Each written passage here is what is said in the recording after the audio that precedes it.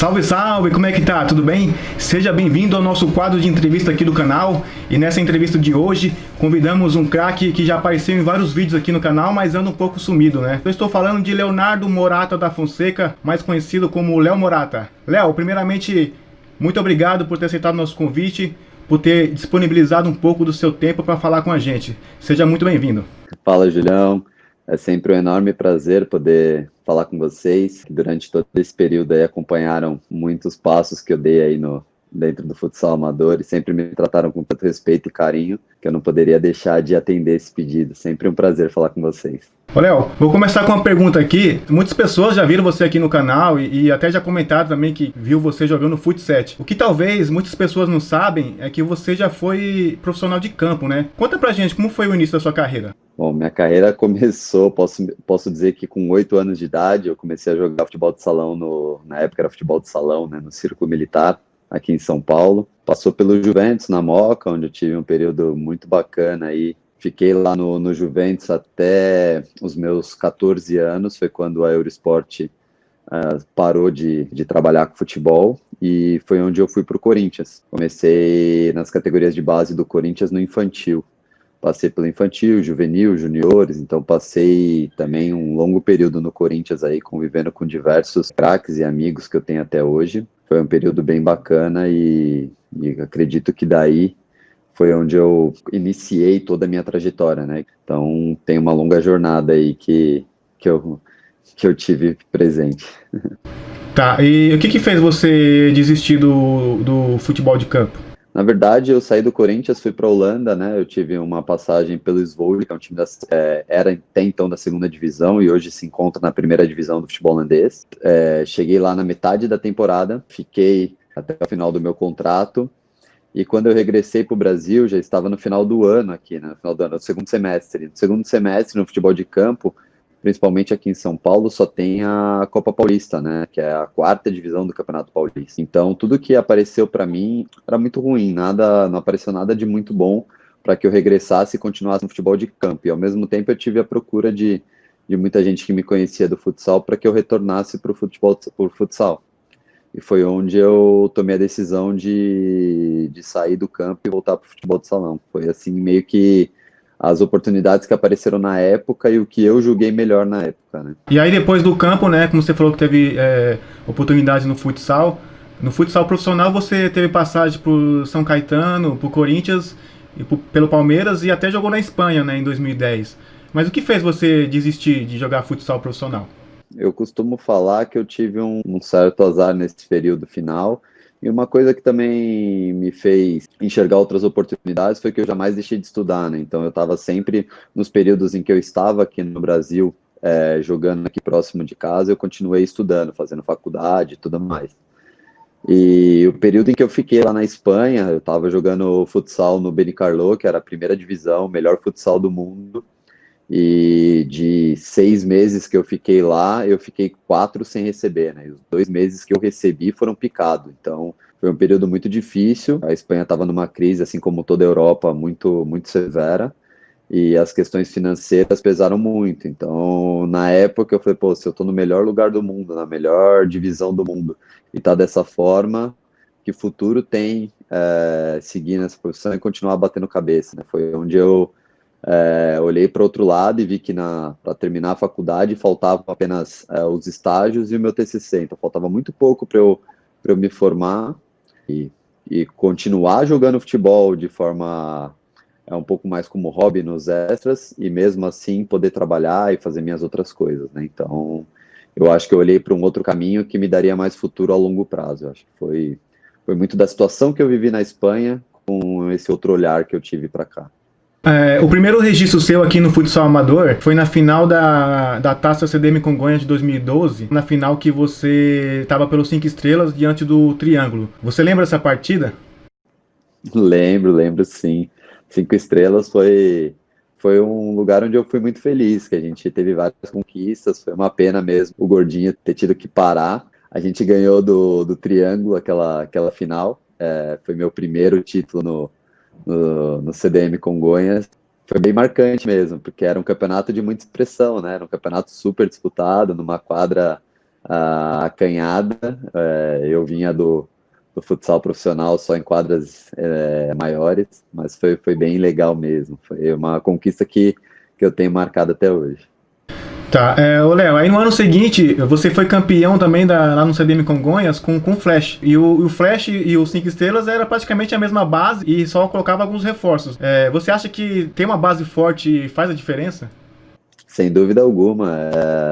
A base, se você olhar, era praticamente a mesma e tinha reforços pontuais de extrema qualidade. Eu acho que foi um dos melhores times que eu joguei, aquele Flash. E era um time que, se você olhar, não eram poucos jogadores federados e se tinha era um ou outro mesmo e não eram federados de grandes clubes ou que estavam em situação extremamente boa na época do futsal. Então era todo mundo que se gostava mesmo, se curtia e vinha de muito tempo junto, jogando junto, né? Então era uma equipe que era sempre um prazer encontrar com todos eles ali, e a gente se divertia mesmo, era muito legal. Ô Léo, qual que é a sua opinião sobre jogadores federados jogarem em competições amadoras? Não tenho nada contra, eu acredito que eu sempre fui um pouco. A única parte que eu sou realmente contra são os jogadores que estão super bem na profissão deles. Eu acho que é um risco para eles se exporem dessa forma. Então, uma vez que eles estão bem, têm um futuro promissor pela frente, estão em clubes bons que pagam bem em dia, eu não vejo motivo para que eles estejam jogando e se expondo. Eu acho que uma lesão ou qualquer coisa do tipo nessa situação só vai acarretar em muitos prejuízos, e os benefícios que eles colhem com lá, seja o financeiro, eu acredito que não compense esse risco que eles estão correndo. Mas sem julgar cada um, eu não conheço a vida particular de todos eles para julgar a necessidade deles de se exporem dessa forma, né? Esse é meu ponto de vista, e eu acho que em contrapartida, aqueles outros federados que ganham pouco e estão em situação mais difícil no dia a dia e precisam desse dinheiro a mais para sobreviver mesmo, para acrescentar renda, eu sou super a favor, porque nós estamos falando de um esporte que continua engatinhando no Brasil, é um esporte extremamente difícil de se viver dele, então eu não tenho nada contra mesmo, até porque fiz grandes amigos que ainda são federados, então eu super compactuo até por conhecer a situação de cada um. Tá, Léo, agora a gente vai entrar num assunto que acredito que muitas pessoas vieram assistir essa entrevista por causa dele. No dia 5 de agosto de 2019, você fez uma postagem no seu Instagram praticamente anunciando o encerramento do ciclo futebol na sua vida. O que fez você tomar essa decisão? Foram vários fatores e foi um bom tempo que eu fiquei pensando a respeito, né?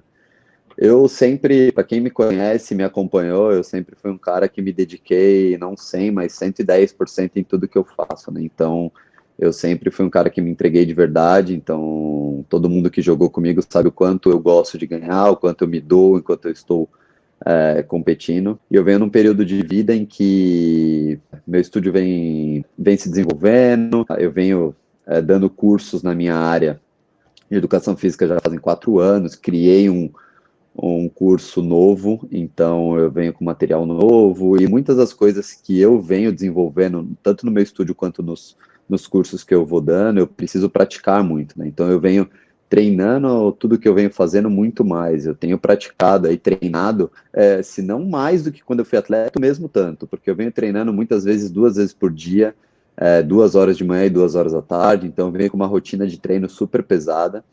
Então chegou um momento em que na balança eu comecei a ver que nos jogos eu já não estava conseguindo estar 100% como eu gostaria, apesar de que mesmo assim eu continuava competitivo e podia estar continuando jogando até hoje, mas no meu ponto de vista não era a maneira como eu gostaria de estar. Então eu comecei a enxergar uma necessidade maior de curtir a vida com a minha família, de aproveitar todos os momentos que a gente pode ter junto, e também de não estar conseguindo desempenhar o que eu gostava 100%, né? Então foi uma decisão que, no final das contas, quando eu parei para pesar tudo, foi bem tranquila, tipo, não sinto o menor arrependimento do que eu fiz, e de ter orgulho de tudo que eu vivi aí com o futebol, né? Então eu acho que foi super sem nenhuma frustração mesmo. Foi uma coisa muito bem pensada e uma decisão tomada de maneira muito consciente. Você usava esses treinos lá no seu estúdio para poder chegar nas competições do futsal com um desempenho melhor? Sem dúvida. No primeiro ano que eu parei de jogar profissionalmente, eu praticava musculação, né? O primeiro ano que eu tive no futsal amador, esse ano que você comentou até dos 5 estrelas, eu tava voando, porque eu tava com o físico de atleta profissional mesmo, eu tava super bem, e eu continuei praticando só musculação. E eu percebi que com o desempenho só da musculação, que é um treino de força lenta, eu comecei a perder desempenho, né? E quando eu comecei a me dedicar aos estudos e a mudar a minha rotina de treino, que é muito do que eu faço hoje, trazer kettlebell, movimento, isso me ajudou demais a voltar num desempenho altíssimo. Inclusive, eu tenho muito orgulho de... Outro dia eu estava vendo no canal de vocês uma final em que eu estive do Biqueira e Los Hermanos, lá na Copa 70. Se você olhar no Biqueira, cara, eu acho que sou eu e talvez mais um que não fosse federado. O resto eram todos federados. Eu tava olhando, eu falei, cara, não vejo um atleta aí que não... E eu jogava muitos minutos para um atleta que não era federado e conseguia competir de igual com muitos deles ali que estavam em altíssimo nível, cara. Então, quando eu olho, eu fico super orgulhoso do que eu consegui fazer, e mesmo tanto tempo fora de uma atividade profissional, me mantém em alto nível, né, em alto rendimento. Então, com certeza me ajudava muito. Olha, agora fala pra mim, qual foi o seu melhor companheiro de quadra? Sem ficar em cima do muro, hein? Sim, não tem problema com isso. Não. Eu acredito, vou citar um aqui, porque foi um cara que esteve comigo muito tempo, em muitos times diferentes, a gente sempre se deu muito bem jogando junto, que foi o Mike, né? Para mim, um pivô canhoto, a gente jogou em muitos lugares juntos, e a gente se entendia super bem, então, por mais que eu tive... Por isso que eu te falei, se fosse mais alguns, tem vários que eu adorei jogar junto e me dei super bem, mas acredito que com ele, pelo tempo que a gente passou jogando junto e ganhando muitos títulos e se dando super bem, eu acredito que, sem dúvida alguma, se eu precisasse citar um, foi o Mike. E teve algum título que você gostaria de ter ganhado e não ganhou? Eu acredito que a zona livre, eu bati na trave, e na trave foi muito marcante para mim, porque o vice-campeonato com o Manos ali, no título que a gente perdeu para o Fênix, eu perdi o pênalti da decisão, mas foi um campeonato em que eu fui artilheiro, eu estava num nível altíssimo, jogando muito bem, fazia gol em praticamente todos os jogos, a gente estava com um time redondinho. Eu acho que talvez a Zona Livre foi um campeonato que eu queria muito ter ganho, até porque eu sempre gostei muito de jogar na federação desde a minha época de menores, em que todas as finais eram jogadas lá. Então talvez a Zona Livre foi um campeonato que eu queria ter ganho e só bati na trave. Na maioria dos times que a gente viu você jogar aí, que a gente tem foto, que a gente tem vídeo, você tá com a camisa 10. É verdade que quando você não recebia 10, você falava que não podiam exigir futebol de 10? É uma brincadeira, pode ser até que eu tenha falado em algum momento que eu não gostava muito de jogar com um número pequeno, né? Jogar com 3, 4, 5, 6, isso não gostava muito mesmo. Eu falava que... E eu era acostumado a fazer muitos gols, né? Então, como eu estava bastante, pessoal, não vem me dar número de zagueiro e querer que eu fique fazendo gol de atacante, hein? Querer me cobrar gol depois. Mas era pura brincadeira. Era uma camisa que eu me sentia bem, porque passei praticamente a minha vida toda até em muitos lugares que eu passei jogando com ela, mas pura superstição mesmo, como muitos atletas têm, a gente tem algumas, né? Ô Léo, sem ficar em cima do muro, cara, fala pra mim o seu quinteto ideal.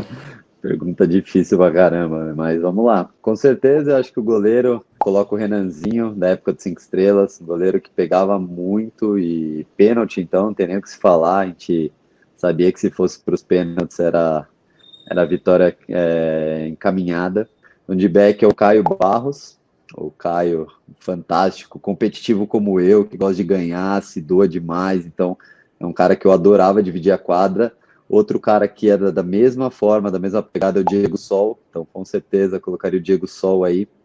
um cara que também a gente tinha que brigar pelas faltas para ver quem ia chutar as faltas, mas que na hora de querer ganhar era um cara tão competitivo e que gostava de ganhar como eu também. E o Mike, então, como eu já falei aqui, que foi um dos caras que mais a gente se entendeu bem. Então eu acho que ficaria nesse quinteto aí comigo fechando, né? Então eu acho que para mim, seria esse o quinteto ideal. Beleza. Ô, Léo, você comentou aí do seu melhor companheiro de quadra. Ele tem um recado aqui pra te dar e depois você comenta. Beleza. Fala, Léo, meu parceiro, tudo bem? Eu que falar de você, né? Tivemos essa parceria aí no futebol, dividindo vestiário, quadras, society, muitos títulos, alegrias. Tive o prazer de conhecer sua família nota 10. Desejo tudo de melhor pra você, que a gente possa estar junto novamente e que você possa realizar todos os seus sonhos. Estarei sempre na torcida por você. Tamo junto, irmão. Muito legal. Pô, é um grande amigo, cara. Um grande amigo que eu tenho pessoal mesmo. Então, não poderia ter escolhido outro, tá vendo? É uma pessoa especial mesmo. Eu acho que a gente fala que os grandes amigos a gente conta numa mão, né? Então, com certeza o Mike tá aí. Se pudesse citar alguns outros também, encheria uma mão. E é isso que a gente vai levar para sempre, independente de estar todos os finais de semana dentro de uma quadra ou compartilhando os momentos mais legais que são juntando família, né? Acho que isso é o que mais vale. Você falou que não poderia escolher outro, mas a nossa produção escolheu um outro também. Quer te dar um recado. Vamos ver. Fala, galera, hoje vamos falar desse excelente jogador, excelente pessoa, Léo Morata, né? Bom, no Manos ele faz parte de uma caminhada, de um período campeão, vitorioso, onde a gente por alguns anos aí ele ajudou e escreveu o nome do Manos no Extra. Uma excelente pessoa, um cara ímpar, um cara super justo, um cara pra frente, um cara que ajudava todo mundo. Inclusive vai o meu grande agradecimento por todo o tempo que jogou no Manos, toda a sua colaboração, parceria, amizade e todas as resenhas, né? Uma grande pessoa. Léo, cara, grande beijo aí, um grande abraço, você é um cara fantástico, cara. Tudo de bom, se cuida. Que legal, cara. Pô, muita gente me ligava a Humanos, né? É o Léo do Manos, porque eu passei bons anos lá, cara, vestindo essa camisa.